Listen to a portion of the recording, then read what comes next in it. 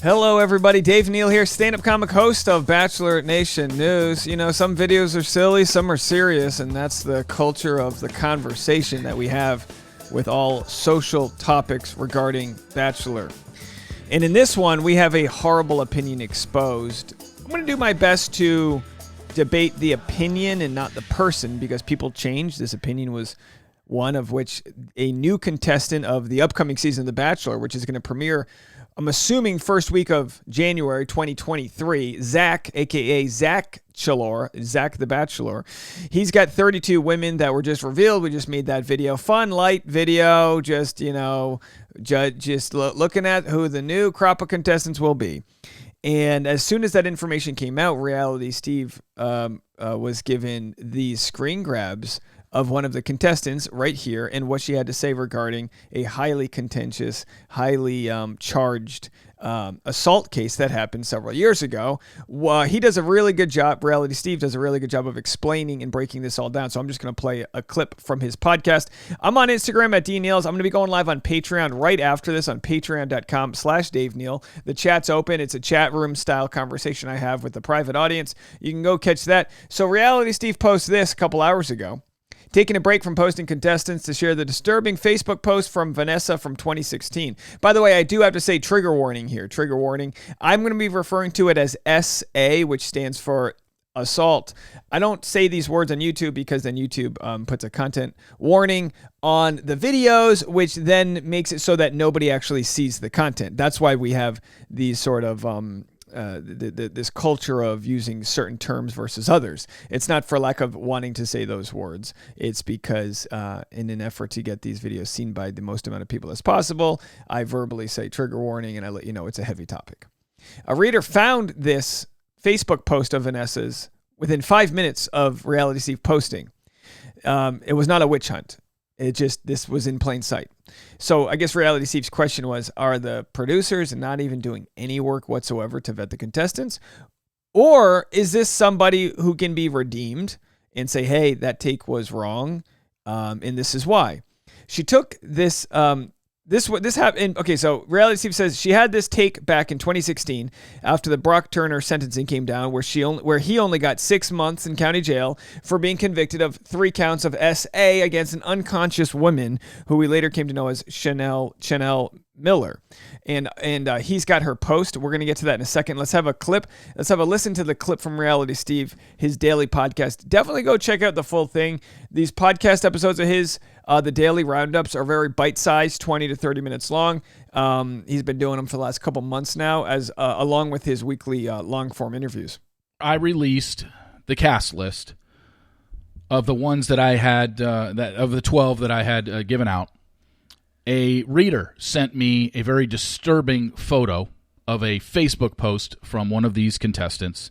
And I'll tell you who the contestant is, because I'm going to read their Facebook post, and I'm also going to link to it either on my Twitter and Instagram today. And the contestant, the possible contestant in question, is Vanessa Esparson from Phoenix, Arizona, or Scottsdale, Arizona. And the person who found it said, Steve, this is very disturbing. And I will say it is very disturbing, and it's one of the worst takes I've ever heard. And yes, is it an opinion? Yes, but I think when you hear this, you're going to be like, whoa. And here's the thing. This wasn't some deep dive and, digging way back into the archives to find something and just so I could, go after some contestant on the show. This was a reader who brought it to my attention, who literally found it within 5 minutes of me posting Vanessa as a contestant, a possible contestant on Zach's season. This was a Facebook post she made back in June of 2016, and it was regarding the Brock Turner case. If you don't know the Brock Turner case, he is the Stanford swimmer that was accused of 3 counts of felony sexual assault of an unconscious woman behind a dumpster at a frat party. He got 6 months in prison, county jail, that got reduced to 3 for good behavior. It was a very, very hot-button topic in America, and clearly anyone with any sane brain. So before we share what the take was, just quickly, the California judge recalled for sentencing in the SA case. So the judge who We can. I could read this all for you here, but let me basically just summarize. The judge who ruled on the 6 months, the prosecutors were looking for years of time, and the judge, of course, makes their decision and gave him 6 months, basically saying, hey, he was drunk and this type of thing and that, and it was a bad look, a bad look. Pretty much the precursor, or one of the big precursors to the Me Too movement, was like, can you believe this right now? So judge gets recalled, essentially fired. Then he gets a job working as a high school tennis coach, and then he gets fired from that. It really opened a big discussion about, like, what's going on over there? Is it an old boys club here where the judge is looking out for Brock Turner versus the victim? And it made people really realize that, hey, the law is not always out to protect the right people, but just, but more so a system that already exists. Okay, so let's go back to reality, Steve. I just wanted you to know that something did, to wonder if it was egregious, well, the judge literally got fired, which almost never happens, okay? The judge got fired. So clearly her take, if she's not on the same page, of societies there, was, in hindsight, at least wrong. We'll get to that in a second. Knows that was bullshit. That first, that he only got 6 months, and even more bullshit that it got reduced to 3 for good behavior for sexually assaulting an unconscious woman behind a dumpster at a party. That woman came forward later.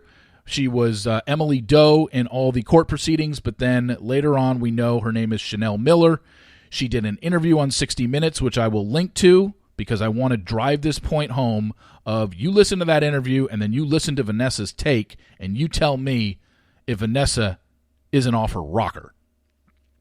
And then Chanel Miller also wrote a book, Know My Name. And so this was around the time the verdict came out, and I have the screenshot of it.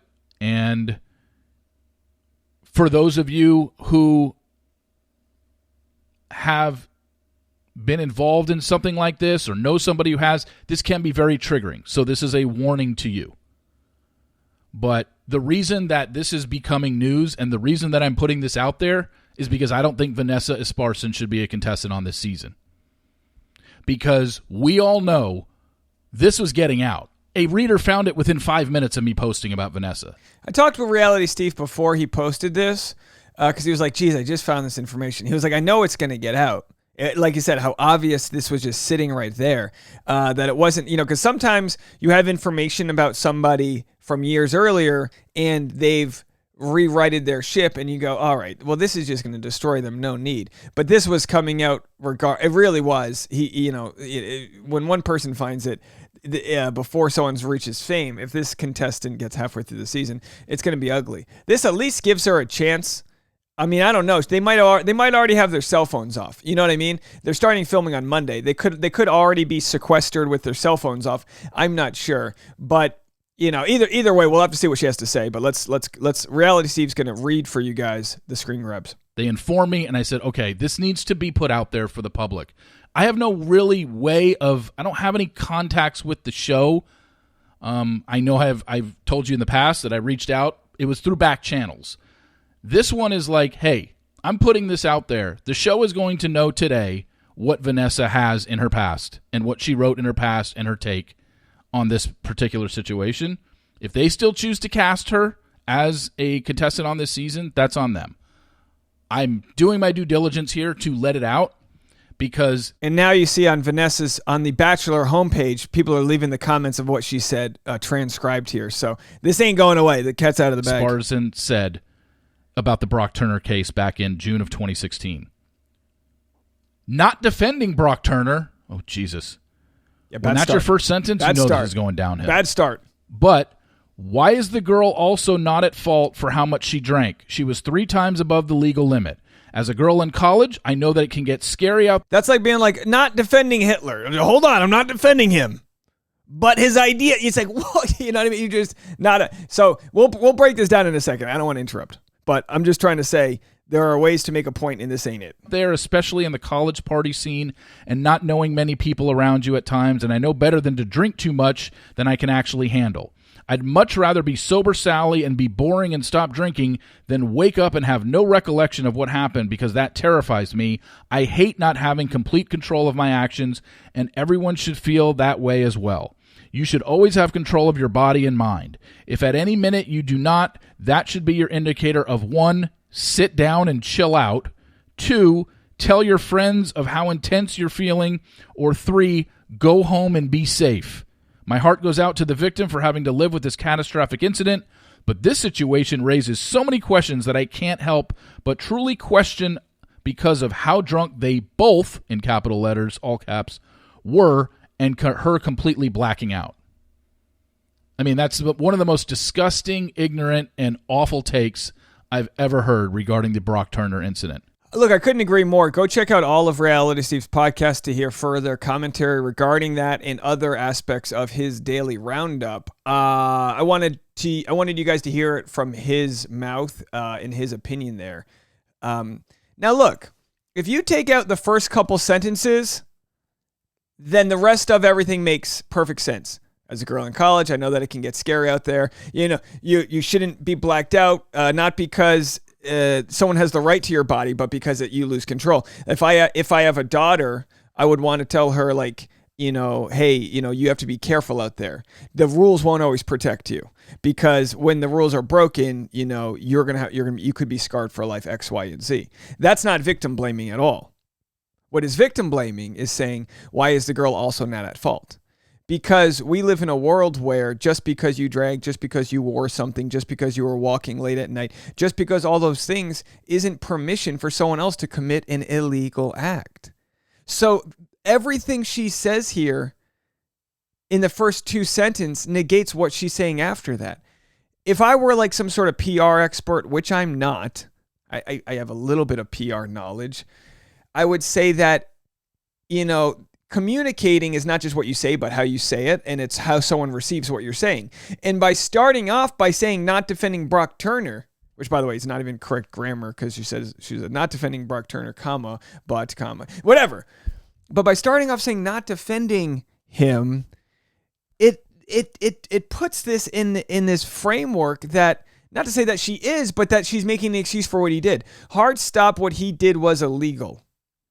Now you might want to phrase it this way, which is still like thin ice, but you might phrase it this way: what he did is illegal, and he should be prosecuted according to the law, and he should be registered to this or whatever, all that, you know, whatever. I can't even formulate a way to clean this up. Is my point. I can't even formulate a way to clean this up, because yes, colleges do in most cases, I would say, work hard to have counseling for people to know when you're at your limit and this and that, and this, to protect yourself from things that you can't prevent, which is someone else is committing a crime. Like you can tell someone all day, like, keep your wallet in your front pocket. If you live in a big city, sometimes it's better to keep your wallet in your front pocket if you can, because pickpockets have an easier time picking from the back. Sure.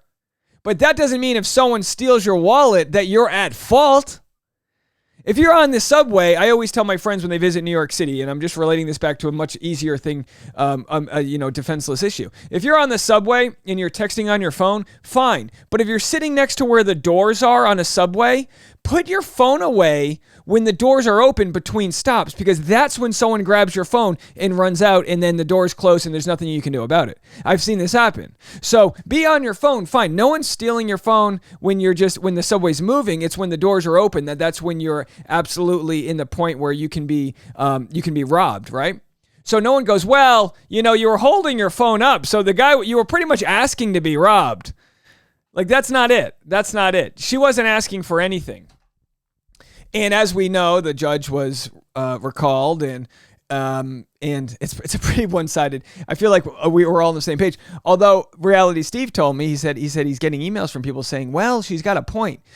I don't think she does. I don't think Vanessa has a point. I think the point is lost by saying, why is the girl also not at fault?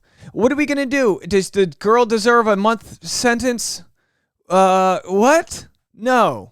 Now, don't get me wrong. It is illegal to be publicly intoxicated past a certain level, which I don't know. It's different. Obviously, the legal limit for driving is different here. So Vanessa says she was 3 times above the legal limit. She wasn't driving a vehicle. Okay, you can be drunk and about. You can't be like disorderly. There's other rules, for public intoxication to a certain extent, but it is nothing to equate that to a reason why, you're quote unquote asking for it or things like that. I don't know what else to say regarding this story. Let me know what you guys think. I'll say this before I get out of here. Should she not be on the season? Should we give her time to apologize or to respond? What are your thoughts? Let me know, and we're going to be live on Patreon discussing this, patreon.com/Dave Neal. Keep it kind in the comment section. We do respect different opinions, but keep it kind. We'll talk to you guys in a little bit. Bye, everyone.